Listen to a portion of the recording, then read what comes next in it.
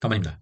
더 시전입니다. 나스닥 주간 영상 시작하도록 하겠습니다. 어제의 장은 결과만 놓고 보면은 그럭저럭 괜찮은 장이라고 판단을 할 수가 있으나 핀비즈 맵을 보면은 엔비디아, 브로드컴, 어도비 빼고는 하락의 장이었습니다. 엔비디아, 브로드컴, 어도비가 포함되어 있지 않는 ETF는 나락을 갔고요. 특히나 러셀 완전히 나락을 보내버렸습니다. 테슬라도 역시나 나락을 가버렸고요. 지금까지 잘 버텨왔는데 어쩌면은 증시의 상승 동력이 다음 주부터 좋지 않아질 수도 있겠다. 이런 생각이 들고 있습니다. 공포지수 38이고요. 제가 미장을 하면서 이렇게까지 공포지수와 미국 지수가 반대로 간 적이 없었는데 사실은 공포지수가 피어라고 하면은 좋다고 주워 담아야 되는 그런 타이밍인데 분할 매수를 시작해도 되는 타이밍인데 나스닥 지수가 계속적으로 신고가를 달리고 있는 요즘 굉장히 헷갈리기 시작했습니다. 일부 매도를 할 타이밍이 지금 공포지수만 보면 아닌데 일부 매도를 조금은 하시고 가셔야 될 것 같습니다, 여러분. 많이 아쉽네요. 일부 매도를 하는 종목은 많이 오른 뭐 TQQQ나 속술, 전량 매도는 당연히 아니고요. 조금만 매도를 하고 가셔야 될 것 같은 그런 느낌이 강렬하게 드는 주말이네요. 오늘은 특이하게 유로톡스 50 인덱스 차트를 한번 보겠습니다. 유럽의 지수 차트죠. 금리 인하를 실시하고 일주일 동안 엄청나게 하락을 하고 있습니다. 그동안 24년 초부터 계속적으로 오르고 약간의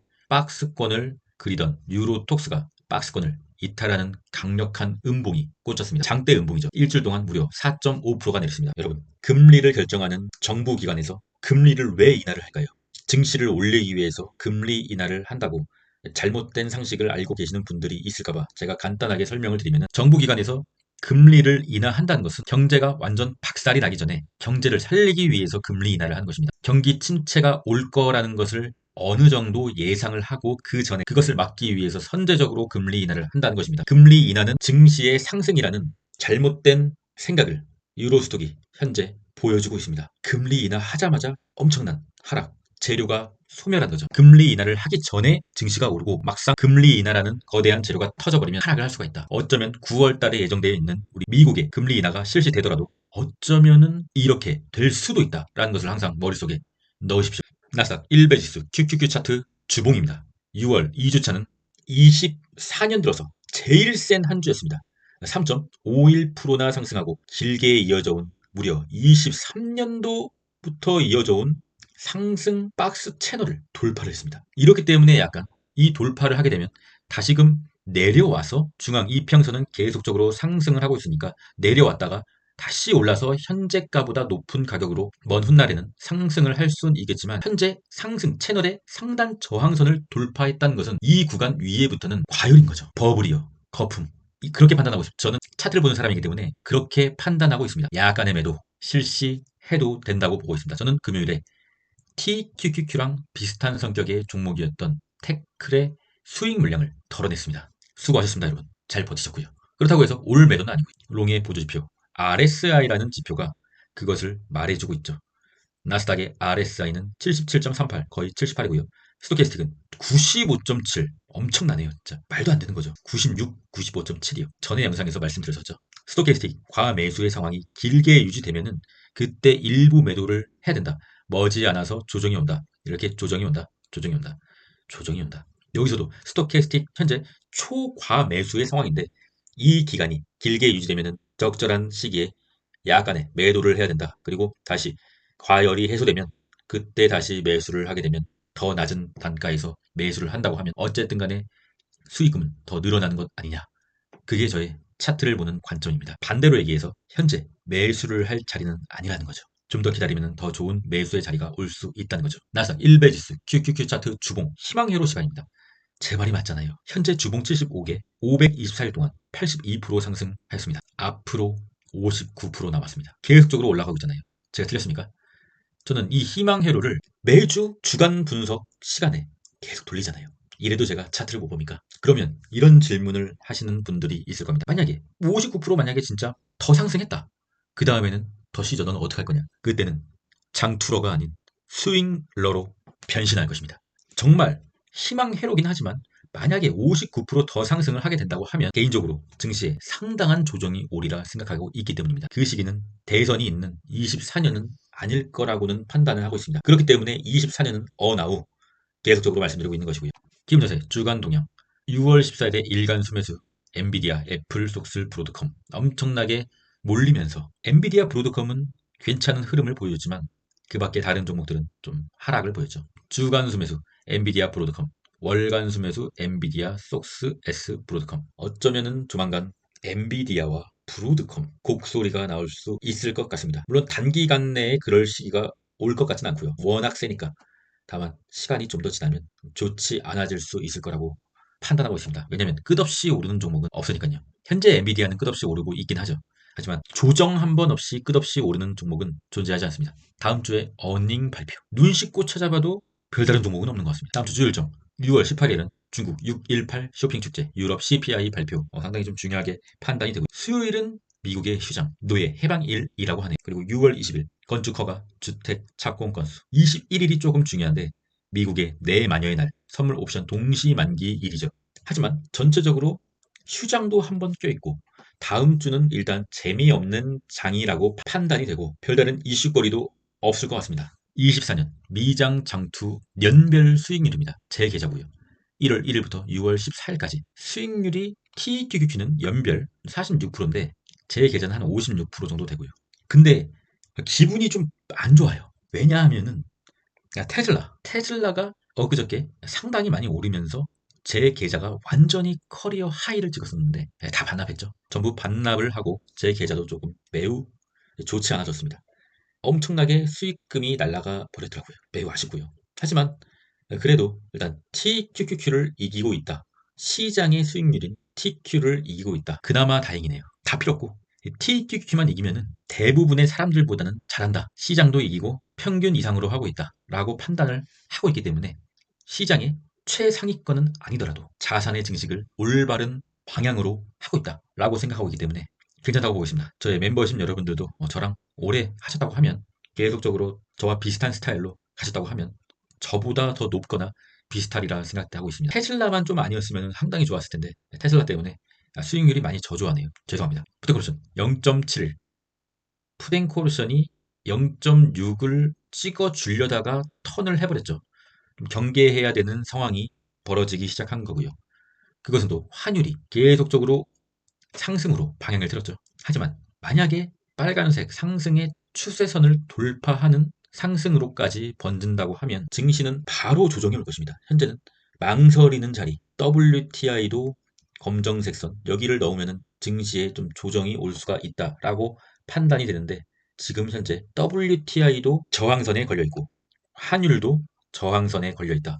지금부터 조정을 시작하자라는 월가 세력의 총소리를 기다리면서 출발선 위에 좋지 않은 매크로의 상황이 출발 소리를 기다리고 있다. 매우 긴장되는 상황이다. 라고 판단을 할 수가 있습니다. USB, CFD, 나스닥 지수차트 일봉입니다. 볼린저 밴드를 강하게 뚫어버리고 둥둥이 나오고 다시 볼린저로 들어오는 상황. 초장기 상승의 채널 상단 저항라인 위에 있죠. 여기서 지지를 받아주고 다시 한번 상승을 하게 되면 그들은 완전히 슈퍼 상승인 거죠. 그러면은 그때 좋다고 매수를 해야 될까요? 아니요. 그때 이제 수익 실현을 어느 정도 해야 할 것 같은 느낌이 들고 있습니다. 저는 약간 반대로 하거든요. 안전주의이기 때문에 내 수익금이 엄청나게 커지면 커질수록 야간에 분할 매도를 계속적으로 실시를 해야 장기적인 계좌의 안정을 도모할 수가 있다고 판단하고 있습니다. 물론 다음 주부터 급격한 조정이 나와서 21선, 중앙 21선까지 쫙 내려버린다. 그러면은 추매를 하는 거죠. 다만 말도 안 되게 더 오른다 여기서. 그러면은 일부 매도 실시 당연히 해야죠. 엔비디아, 일봉, 미쳤네요. 이렇게 제대로 된 큰 조정 없이 계속적으로 오르는 종목은 제 주식 인생에 통틀어서 처음입니다. RSI 80, 초과열이죠. 솔직히 이 상황에서 엔비디아를 저는 못 사겠어요. 단타로는 해볼 수 있겠죠. 단타로, 소액으로는 당연히 해볼 수 있는 건데, 솔직히 소액으로 해봤자 큰 의미 없는 액수만 벌기 때문에 굳이 현재 엔비디아를 매수는 조금 하고 싶지 않네요. 속수는 홀딩하고 있고요. TQQQ. 볼린저 밴드 둥둥이 나왔다가 다시 한번 볼린저 밴드 터치. 상당히 RSI 78.57. 엄청나네요. 현재 TQQQ는 한 주도 이 구간에서 부분 매도는 하지 않았습니다. 다음 주에 한번 조금 타이밍을 잡아서 부분 매도를 할까 말까 생각하고 있습니다. 속수도 마찬가지고요. 굉장히 가파르게 오르고 있는 상황. 이때도 속설이 진짜 말도 안 되게 올랐다고 생각했는데 과연 올해 상반기 안에 이때가 올까? 안 올 것 같다고 저는 생각하고 있었어요. 근데 와버렸네요. 이게 바로 미국 주식인 거죠. 우리가 미국에 투자해야 되는 이유. 가는 놈이 더 간다. 속스를 여기 공포의 구간에서 추매를 했었고 여기서도 한번 추매를 했었죠. 상당히 나이스하게 타이밍을 잡은 것 같습니다. 그런데 여기가 지금 공포 지수로 볼 때 공포의 구간이다. 그래서 제가 요즘 많이 혼란을 겪고 있습니다. 제 편안한 매매법과 지금 지표들이 완전히 뒤죽박죽으로 움직이고 있기 때문입니다. 불즈, 황제가 될 거라고 했지 않습니까? 계속 말장난을 했죠, 제가. 뭐 노예, 귀족, 반역자, 평민, 귀족, 반역자, 평민, 황제가 된 거죠, 불즈가. 드디어. 그럼 이제 황제가 됐으니까 불즈를 올인을 해야 될까요? 제가 그렇게 말하지 않지 않았습니까? 불즈 황제, 조만간 매도의 타이밍을 잡을 것입니다. 테슬라 분석 이제 그만하고 싶네요. 꼴도 보기도 싫어요. 테슬라, 꼴도 보기 싫다. 숏의 보조지표 SQQQ는 무려 8달러네요 이제. 이러다가 8달러도 깨질 것 같습니다. 스토캐스틱 K값이 D값을 아래에서 위로 터치하진 않았고요. RSI는 엄청난 과매도의 상황. 그리고 또다시 우리 키움전사 ETF 일간 순매수 현황을 보면 키움전사가 다시 롱으로 돌아섰습니다. 속술 1위, BTX 2위, SQQQ가 3위. 그래서 TQQQ가 약간 상승을 했는가? TSLL도 4위. 키움전사가 순매수 1, 2, 3, 4위는 다 하락했어요. 솔직히 말씀드릴게요. 자신은 장투의 성향과 너무 맞지 않는다. 나는 진짜 미치겠다. 조금만 하락해도 내 계좌가 빵원이 될 것 같아서 미치겠다. 그러면은 그냥 이 키움전사의 일간 순매수, ETF 일간 순매수만 보시면서 매도 하세요. 그러면은 그래도 망하진 않을 것입니다. 코인의 공포지수 74고요. 현재 코인 상황이 너무도 지금 안 좋아졌습니다. 이 코인베스트 500, 코인일은 상승의 채널을 진짜 잘 타고 올라가다가 이제 횡보의 채널을 바꾼 거죠. 그나마 다행인 것은 21선을 터치하고 약간의 반등을 해줬다. 말하는 21선 아래에 있다. 상승의 채널을 상당히 가까스로 유지하고 있다. 굉장히 코인 쪽이 좋지 않은데 코인의 우상향을 믿는 사람들은 사실상 지금 추매의 타이밍입니다. 비트코인의 도미넌스는 조금 하락을 했고요. 비트코인의 일봉, 비트코인의 우상향을 믿는 사람들은 여기서 굳이 뭐 사는 게 아니라 오히려 내릴 때 이더리움도 오히려 지금 내리고 있죠. 이렇게 내릴 때 분할로 계속적으로 모아가셔야 나중에 이런 상승이 오면은 그때 웃을 수가 있는 것이죠. 추세적으로 상당히 좋지가 않아요. 며칠 더 하락을 보일 수가 있습니다. 하지만 어제도 말씀드렸다시피 장기 우상향 종목이라고 판단되는 종목은 내려갈 때마다 계획적으로 총 액수를 정해놓고 내릴 때마다 분할 매수를 하고 나중에 웃는 겁니다. 그렇게 하면 나중에 그 종목이 미친 듯이 오를 때 남들은 못 사서 안달 때 자기는 사지도 않고 그냥 씩 웃으면서 왜 그걸 이제서야 사냐 이런 말을 할 수가 있는 여유로운 상황을 맞이할 수 있을 것입니다. 저는 그렇게 생각하고 있고 이 매매의 방법이 굉장히 현재까지는 잘 통하고 있었습니다. 마지막은 더 시저의 멤버십 은희님, 라일락님, 박승우님 장교 멤버십에 가입을 해주셔서 모습 상당히 감사드립니다. 더 시저 유튜브 구독자 무료 방에는 여러분들이 많이 들어와 계시고요. 패스워드는 4321입니다. 주소는 고정 댓글에 넣어놨고요. 시드가 크시고 장투 성향이다. 시저스 장교 멤버십 장투도 하고 단타도 하고 싶다. 차트를 보는 법을 배우고 싶다 하시는 분들은 UDT 가입해 주시면 제가 최선을 다해서 좋은 정보로 보답하겠습니다. 호들러, 홀딩, 우리가 생각하는 장투는 평온할 것이라고 생각하고 있지만 실제로는 엄청나게 힘들며 마지막까지도 큰 장애물이 존재한다. S&P, 토탈 리턴, 롱은 길고 숏은 짧다. 계속 말했잖아요. 현재는 뭐다? 롱의 구간이다. 말했잖아요. 말한 지 1년 넘었어요. 마지막은 시험지로 마무리하겠습니다. 조선시대의 가장 중요한 경제적 기반 산업은 반도체. 그럼 전 여기까지 하겠습니다. 이상입니다. 사실 난 지금 기다린 만큼 더 기다릴 수 있지만 왠지 난 지금 이 순간이 우리의 마지막에